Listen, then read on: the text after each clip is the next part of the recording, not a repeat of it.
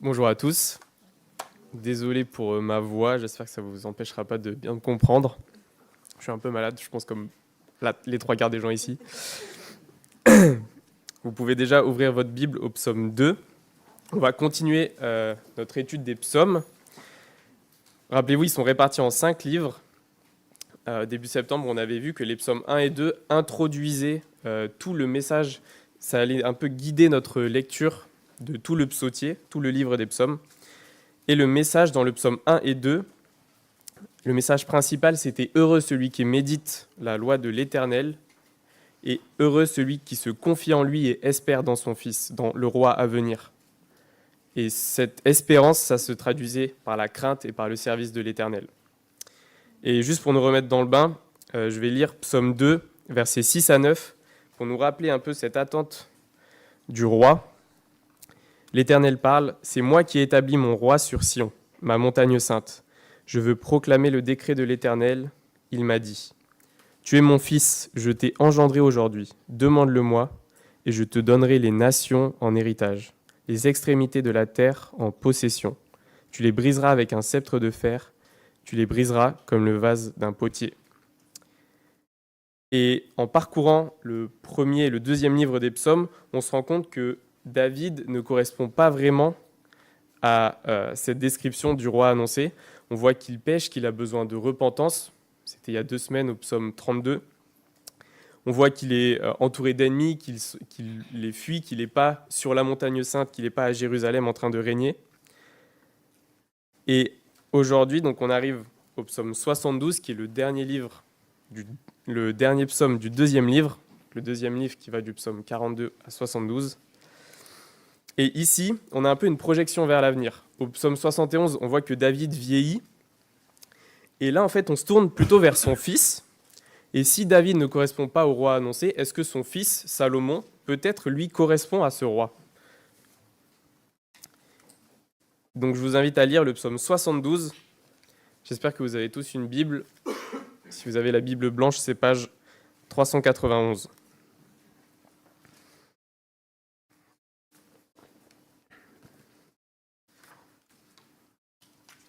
Psaume 72.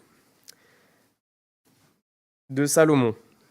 Ô Dieu, donne au roi de juger comme toi. Donne ton esprit de justice au fils du roi.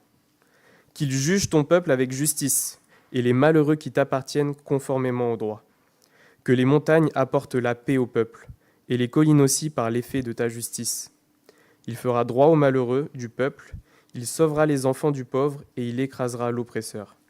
On te craindra, tant que le soleil brillera, tant que la lune éclairera, de génération en génération. Il sera pareil à une pluie qui tombe sur un terrain fauché, à des ondées qui arrosent la campagne.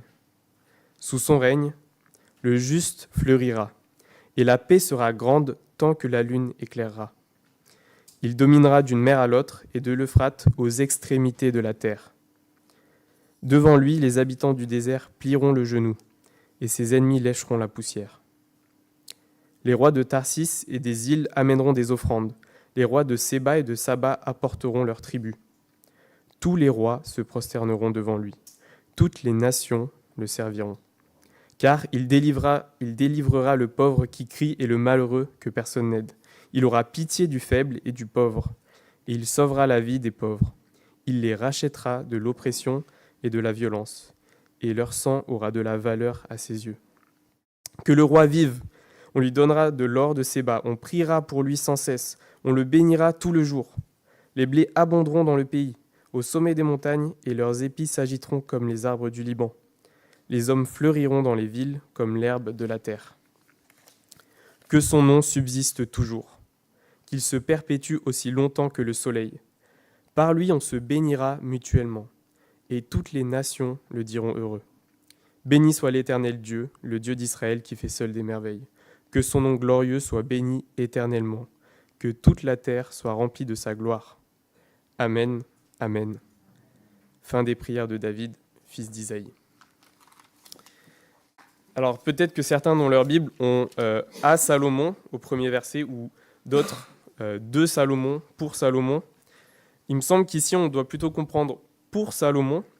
Ce serait David qui écrit à propos de Salomon, à propos du règne de Salomon. Et en fait, ce psaume, on le voit, c'est une prière. C'est un souhait que David, ou Salomon, mais plutôt David, qui exprime son désir profond pour le règne de son fils Salomon. Et ce désir, il concerne une chose en particulier, c'est la justice. Au verset 1, « Ô Dieu, donne au roi de juger comme toi, donne ton esprit de justice au fils du roi. » Donc la demande du roi pour lui et son fils, c'est de juger comme Dieu. Donc en fait, ici, on n'a pas seulement la vision de la justice selon David ou selon Salomon, mais c'est la vision de la justice selon Dieu. On voit que le roi, là, qui applique cette justice qui est décrite ensuite, il applique la justice de Dieu. Au fin du verset 3, on le voit, alors que le psalmiste parle à Dieu, il dit « par l'effet de ta justice ». Donc oui, c'est bien la justice de Dieu dont on parle ici. Et je pense que c'est une des raisons pour laquelle on doit être attentif à ce psaume, on doit prêter attention, c'est parce que ce psaume nous révèle directement le caractère de Dieu.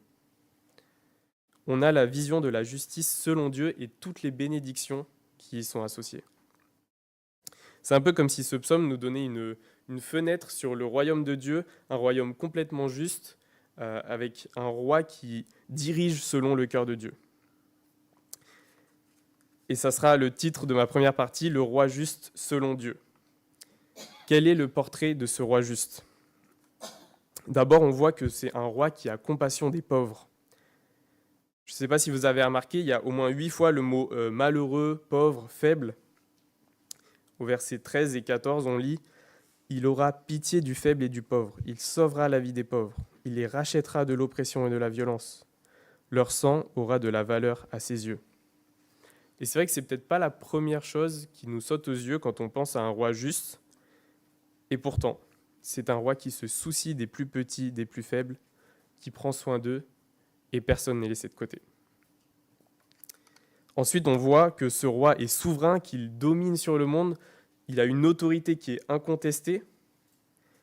On peut le voir au verset 8, « Devant lui, les habitants du désert plieront le genou, et ses ennemis lécheront la poussière. » Absolument tout le monde lui est soumis. Et enfin, on voit que c'est un roi aussi qui applique la justice, qui condamne le mal. Au verset 4, on voit « Il écrasera l'oppresseur ». Oui, c'est un roi compatissant, mais ça ne l'empêche pas de punir le mal. Et alors, quels sont les effets de ce roi juste, de la justice sur le royaume ? Quelles sont les bénédictions pour son peuple ? D'abord, on voit que sa justice apporte la paix. On le voit au verset 3, aussi au verset 7. On lit « La paix sera grande tant que la lune éclairera ». Donc, son peuple vit en harmonie, en paix, et ce n'est pas juste passager, c'est une paix qui est durable. On voit que sa justice aussi bénit son peuple, qu'elle permet l'épanouissement, les gens vivent dans l'abondance. On a l'auteur ici qui utilise des images peut-être qui plairont à ceux qui font du jardinage, comme Mathieu par exemple. Le juste fleurira, les blés abonderont. Au verset 6, ce roi est comparé à une pluie qui arrose la campagne. C'est une image qui marche moins à Lille, mais pour un agriculteur dans un pays sec, la pluie c'est une bonne chose. Je dis pas ça parce que je viens du sud. Et enfin, on voit que oui, ce roi bénit son peuple, mais le peuple aussi bénit le roi en retour. C'est pas un peuple qui subit, mais au contraire, ce peuple respecte le roi. Au verset 5, on voit « On te craindra », mais c'est un peuple qui admire et qui soutient son roi. Verset 15, « On priera pour lui sans cesse, on le bénira tout le jour ». Waouh, franchement, ça donne envie quand même. Quand on lit ça, on se dit, bah, ouais, nous aussi, on veut bien un roi comme ça, on a envie de se joindre à eux. Au verset 15, « Que le roi vive ». Bah ouais, qu'il vienne, ce serait cool si la France ressemblait à ça. Mais quand on regarde la réalité, quand même, on a peut-être du mal à s'imaginer un gouvernement, un roi aussi juste, un pays qui ressemblerait à ça. Imaginez juste un gouvernement en France qui remplirait toutes ses fonctions, qui appliquerait parfaitement la justice et en même temps qui laisserait la place et aurait souci des plus pauvres et de ceux qui sont laissés de côté. Et imaginez même en France un gouvernement qui ferait l'unanimité, où les gens seraient contents, où personne ne se plaindrait du gouvernement, et même dans l'autre sens, qui prierait pour lui et qui le soutiendrait. Ça paraît pas trop possible. Ouais, on voit vraiment le contraste, le fossé entre ce royaume et notre monde aujourd'hui. Et même, on est dans un monde où la notion même de justice, en fait, elle est remise en question. Tout devient un peu relatif. Les frontières entre le bien et le mal sont brouillées. Tout est une question de ressenti. Et ouais, on se dit, en fait, on est vraiment loin d'un royaume qui ressemble à ça. Et si on se met dans la peau des premiers lecteurs des psaumes, qui eux vivent après le retour d'exil, ils n'ont plus de temple, ils sont entourés de nations puissantes, ils sont ensuite même envahis par les Romains, et ils regardent ce psaume et ils se disent, ouais, c'est tellement loin de la réalité. Et là, on nous parle d'un roi qui serait peut-être Salomon, mais c'est exagéré quand même. On voit un peu Salomon, mais ça peut pas être lui. Et on va regarder ensemble. Oui, c'est vrai qu'on peut voir Salomon. Salomon, il était connu pour sa grande sagesse, pour sa justice. Dieu lui avait donné un cœur apte à écouter pour juger son peuple. Peut-être que vous connaissez cette image, je crois qu'on l'a raconté souvent à l'école du dimanche, des deux femmes qui se présentent devant le roi, dont une qui a tué involontairement son enfant et dit « Ah, ça c'est mon enfant », et l'autre qui dit « Non, non, c'est le mien ». Et on a cette image où Salomon rend un jugement qui est vraiment juste. Et Dieu aussi a donné des promesses à David concernant son fils Salomon, des promesses de paix, de tranquillité sur le royaume d'Israël. Ça pourrait correspondre. Mais on sait aussi que Salomon, dans sa vieillesse, s'est détourné de l'Éternel. On sait qu'il s'est laissé entraîner par toutes les femmes qu'il avait acquis, qu'il a détourné son cœur aussi pour servir d'autres dieux. Mais on sait que le royaume de Salomon, il était prospère aussi. Il y avait même la reine de Saba qui lui a apporté de l'or. Ça correspond un peu à ce qu'on voit au verset 15. On sait aussi que le royaume de Salomon, c'était le plus étendu de l'histoire d'Israël. Et là aussi, on a une correspondance avec le verset 8, où ça correspond à la terre promise de Dieu à son peuple, de la mer Méditerranée à la mer Rouge, qui s'étend entre les deux mers. Mais ensuite, on voit que c'est un royaume qui va aux extrémités de la terre. Donc oui, il y a une petite partie qui correspond, mais en fait, c'est bien loin de la réalité. Et ensuite, on sait même que le royaume s'est divisé, que le peuple a été déporté. En fait, Salomon, il n'était pas à la hauteur. Et les lecteurs, je pense, de l'époque qui lisent ça, ils se rendent bien compte que ce n'est pas Salomon. Il faut quelqu'un de plus grand, de plus glorieux. Et ils attendent sans doute avec impatience celui qui enfin correspondra à ce psaume, le roi qui correspondra au psaume 2 aussi qu'on a lu. Et je pense que vous l'avez deviné. Nous qui vivons après la venue de Jésus, qui connaissons, comme on l'a chanté, Jésus, nous qui avons accès à la révélation, on voit que ces psaumes, ils mettent le projecteur sur le vrai roi à venir, le Messie. Et c'est ma deuxième partie, Jésus, le véritable roi juste. Jésus est le seul qui coche toutes les cases, celui qui correspond à la description du psaume 2 et du psaume 72, capable d'établir la justice parfaite. Et là, en fait, on voit que ce n'est pas juste un psaume royal qui parle du roi, mais c'est un psaume messianique qui annonce le Messie. Et peut-être la première raison pour laquelle on voit que ça correspond à Jésus, cette description, c'est parce que la justice, c'est un attribut du Messie. Tous les prophètes et le peuple juif attendaient ça du Messie. Et peut-être c'est un peu moins flagrant pour nous, mais pour eux, c'était vraiment une des caractéristiques du règne messianique, c'était la justice.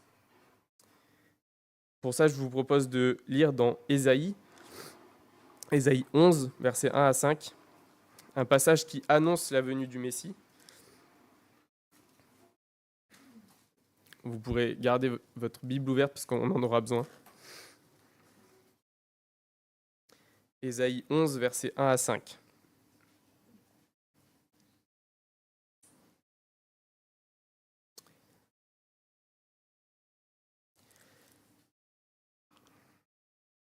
Puis un rameau poussera de la souche d'Isaïe, le père de David.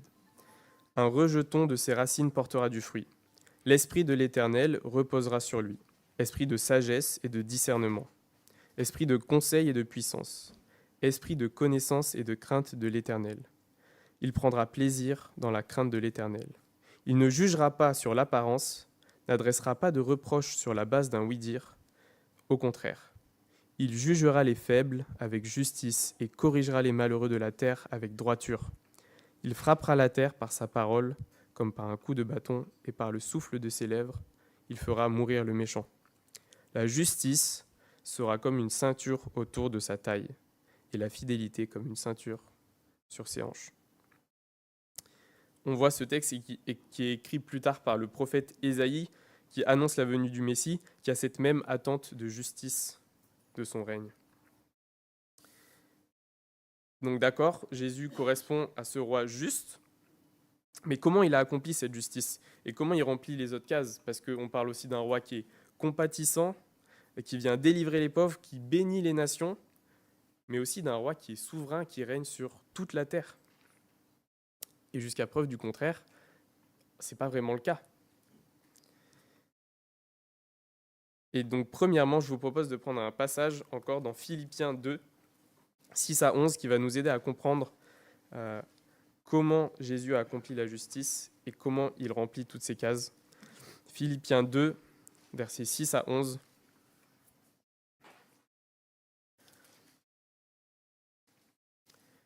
C'est un passage où Paul parle de Jésus. Et il en parle dans le sens d'ailleurs d'avoir de l'amour les uns pour les autres. Philippiens 2, verset 6. Lui qui est de condition divine, Jésus, il n'a pas regardé son égalité avec Dieu comme un butin à préserver, mais il s'est dépouillé lui-même en prenant une condition de serviteur, en devenant semblable aux êtres humains. Reconnu comme un simple homme, il s'est humilié lui-même en faisant preuve d'obéissance jusqu'à la mort, même la mort sur la croix. C'est aussi pourquoi Dieu l'a élevé à la plus haute place et lui a donné le nom qui est au-dessus de tout nom, afin qu'au nom de Jésus, chacun plie le genou dans le ciel, sur la terre et sous la terre, et que toute langue reconnaisse que Jésus-Christ est le Seigneur, à la gloire de Dieu le Père. Oui, c'est à la croix que Christ a montré son amour envers nous, qu'il a eu compassion de nous, alors que nous étions ses ennemis. Il nous a aimés au point de venir sur terre en tant qu'homme, de souffrir et de mourir sur la croix.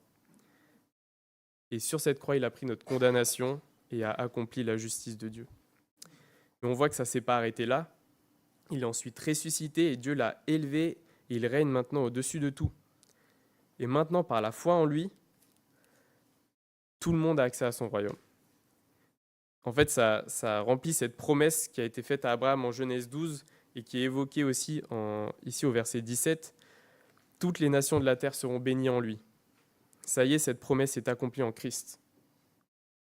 Mais ça, c'est la première étape. Parce qu'en fait, on ne voit pas encore Jésus qui règne sur toute la création. Oui, il est élevé à la droite de Dieu, mais il n'est pas là encore. Oui, Jésus va revenir dans sa gloire pour juger le monde et établir son royaume. Et c'est pas moi qui le dis, c'est dans la Bible. Et on va regarder un dernier passage qui parle justement de ce jugement, de Jésus qui revient, dans Matthieu 25, au verset 31.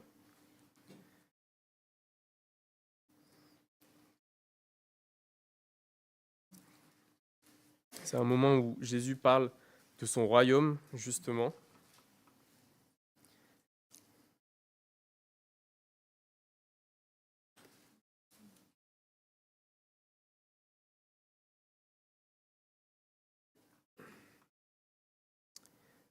Lorsque le Fils de l'homme, donc Matthieu 25, 31, lorsque le Fils de l'homme, Jésus, viendra dans sa gloire avec tous les anges, il s'assiera sur son trône de gloire.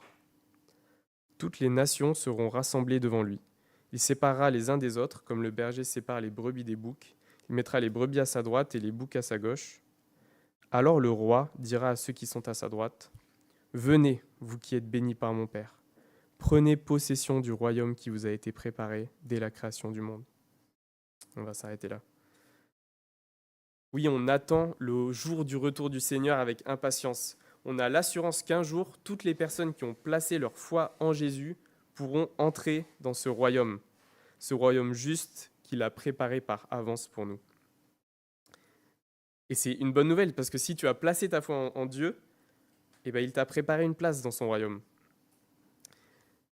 Et de la même manière que les personnes qui vivaient avant la venue du Messie, après l'exil, ils pouvaient s'accrocher aux promesses de la venue de ce Messie, ben nous, à combien plus forte raison, parce qu'on connaît le Messie qui est déjà venu, on peut s'accrocher aux promesses de son retour. Oui, on a l'espérance qu'un jour, Jésus reviendra dans sa gloire et prononcera ces paroles. « Venez, vous qui êtes bénis par mon Père, prenez possession du royaume qui vous a été préparé dès la création du monde. » Et je crois que c'est la première chose que ce psaume nous invite à faire. Espérons dans le royaume à venir. Espérons dans le royaume à venir.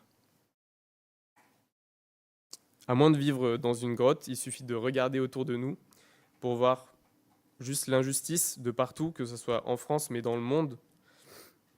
On a encore vu récemment notre gouvernement qui est rempli de corruption, jusqu'à aller en prison. Même dans les médias, je ne sais pas si cette semaine vous avez vu le reportage de France 2 sur les évangéliques. C'est terrible, c'est malhonnête. On tord la réalité, on n'est juste pas du tout objectif, on essaye de vous faire dire la phrase juste pour vous accuser. Et quand on voit ça, on se dit mais c'est injuste, c'est pas la réalité. Et en fait, on voit ça dans toutes les couches de notre société. On le voit à l'école, au travail, dans toutes les entreprises, dans les copropriétés aussi, dans même des associations. On a juste l'impression que les gens même ne cherchent même plus à être justes. C'est plus quelque chose qui est encouragé d'être honnête. Maintenant, on a l'impression qu'être honnête, c'est être naïf. C'est mieux d'être malin, d'essayer de jouer avec les règles, sans se faire prendre, mais de jouer avec les règles. Et être malhonnête, c'est presque une vertu, quoi. Et quand on regarde, on fait un constat du monde autour de nous, on se dit c'est juste décourageant, quoi. Il n'y a pas de solution. Et face à cette réalité, ce psaume nous invite à regarder vers l'avenir, à fixer nos regards sur ce royaume complètement juste et à mettre notre espoir dans le retour de Christ. Ce psaume nous invite à regarder vers l'avenir, à fixer nos regards sur ce royaume complètement juste et mettre notre espoir dans le retour de Christ. Et je pense qu'un des dangers, si on ne fait pas ça, c'est d'être alimenté en permanence de tout ce qu'on voit à la télé, dans les médias, juste de voir l'injustice partout. Et en se nourrissant de ça, on risque soit d'être juste totalement découragé par tout ce qu'on voit, par tout ce qu'on entend, soit à l'inverse, c'est de vouloir réagir, d'être en colère et de se dire je vais militer pour la justice, je vais mettre mon espoir dans ce que je pense être juste, dans peut-être un gouvernement, un parti politique, ou dans une cause sociale qui me tient à cœur, ou une cause peut-être environnementale, et je vais me dire si seulement tout le monde faisait comme moi ou pensait comme moi, le monde irait mieux. Et il y a peut-être sans doute une partie qui est vraie là-dedans. Mais on doit se rappeler qu'on ne pourra jamais établir la justice parfaite ici-bas. On ne peut pas placer ses espoirs dans ce monde, mais uniquement en Jésus. C'est le seul capable d'établir une justice parfaite. Et alors, en attendant ce royaume, qu'est-ce qu'on fait ? Et ça, c'est ma deuxième exhortation pour nous. Soyons des ambassadeurs du royaume de justice. En attendant, soyons des ambassadeurs du royaume de justice. Oui, on attend ce royaume avec impatience, mais quand on comprend ce qu'est réellement la justice de Dieu, je pense qu'on doit aussi se laisser interpeller par ce passage. Est-ce que ma vision de la justice est celle de Dieu ? Est-ce que ma vie, ça reflète la justice de Dieu, la justice selon Dieu ? Et si on veut vivre à l'exemple de Christ, peut-être que ma vision de la justice a aussi besoin d'être transformé. Et peut-être que je me dis, bon, je ne suis pas quelqu'un de malhonnête, mais est-ce que, à l'image de ce roi qui a compassion des plus faibles, est-ce que je suis aussi sensible à la situation des personnes qui m'entourent? Est-ce que ce qui me révolte, c'est mon voisin qui laisse dépasser sa haie sur mon terrain, ou c'est mon autre voisin qui est plus capable de marcher et qui n'a personne pour l'aider à se déplacer? Est-ce que ce qui me révolte, c'est mon collègue qui a eu son augmentation alors que je le méritais plus que lui, ou c'est l'étudiant qui doit travailler 35 heures en plus de ses études, qui n'arrive pas à se nourrir, à payer son loyer et à aider sa famille?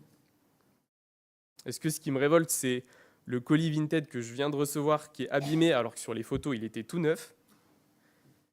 Ou est-ce que c'est mon collègue dont tout le monde se moque et qui mange seul tous les midis à la cantine? Dans quel domaine je dépense mon temps et mon énergie? Est-ce que c'est pour me rendre justice à moi-même ou est-ce que c'est en ayant compassion des gens qui m'entourent? Oui, on a besoin que notre vision de la justice soit transformée à l'image de Christ pour que nos priorités soient alignées aux siennes.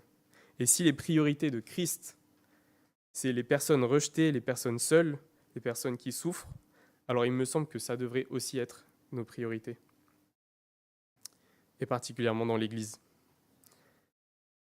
Et je crois aussi qu'en marchant selon la justice de Dieu, les gens autour de nous seront interpellés par notre conduite.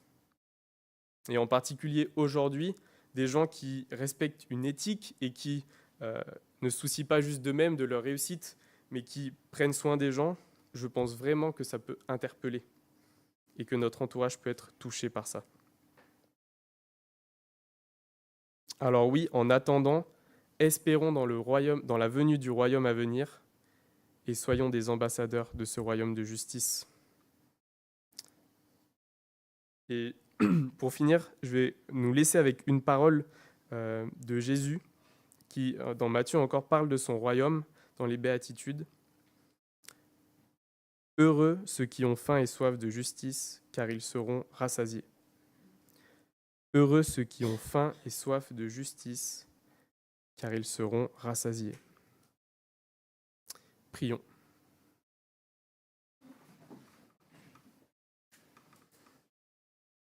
Seigneur, merci pour ta parole. Merci pour cette espérance que nous avons en toi.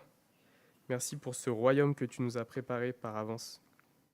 Et Seigneur, je te prie qu'on ne puisse pas placer nos espoirs dans ce monde, mais avoir les regards fixés vers ton royaume.